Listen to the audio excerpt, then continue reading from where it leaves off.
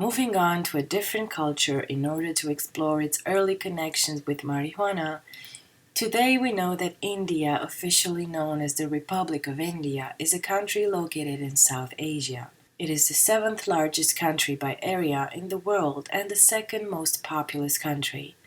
This is a super short recap of what and where is India today, but what about centuries ago? India has known little peace.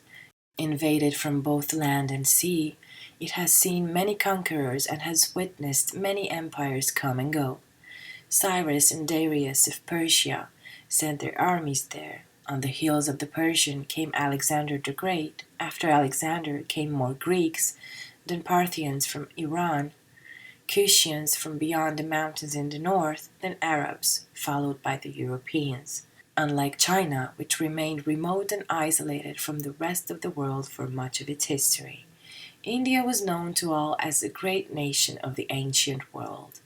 Although the inhabitants of India are descended from a people known as the Aryans, Although the inhabitants of India are descended from people known as the Aryans or noble ones, the Aryans were not the original natives of the Indian subcontinent, but instead invaded it from north of the Himalayas around 2000 BC. Before the Aryans, who were light-skinned and blue-eyed, a dark-skinned and dark-eyed people, Australoid in origin, inhabited India. When the Aryans entered the country, they found a complex civilization including well-designed housing, adjoining toilet facilities, and advanced drainage systems. The early inhabitants worked with gold and silver, and they also knew how to fashion tools and ornaments from copper and iron. When the Aryans first settled in India, they were predominantly a nomadic people. During the centuries that followed their invasion, they intermarried with the original inhabitants, became farmers, and invented Sanskrit, one of the man's earliest written languages.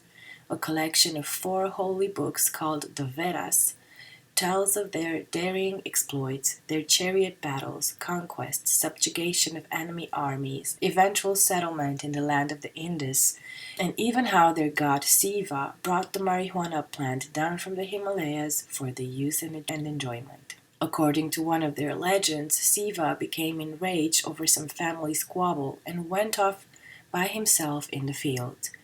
There, the cool shade of a tall marijuana plant brought him a comforting refuge from the torrid rays of the blazing sun.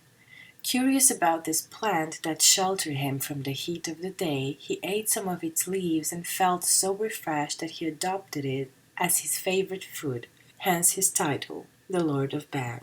Bhang does not always refer to the plant itself, but rather to a mild liquid refreshment made with its leaves and somewhat similar in potency to the marijuana used in America.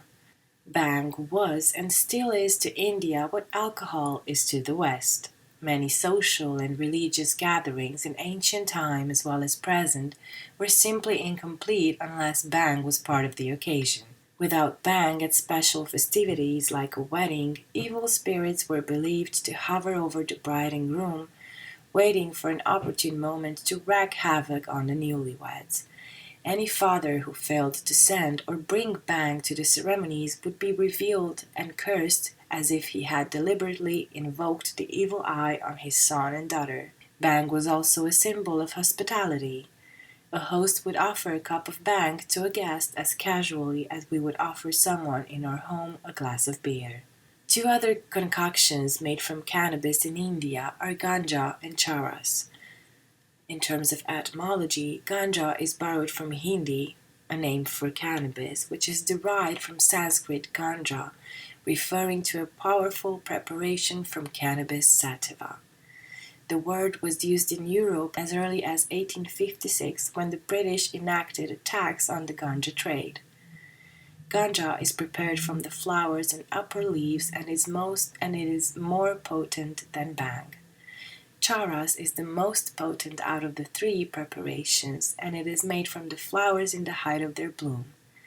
Charas also contains a relatively large amount of resin and it is roughly similar in strength to hashish.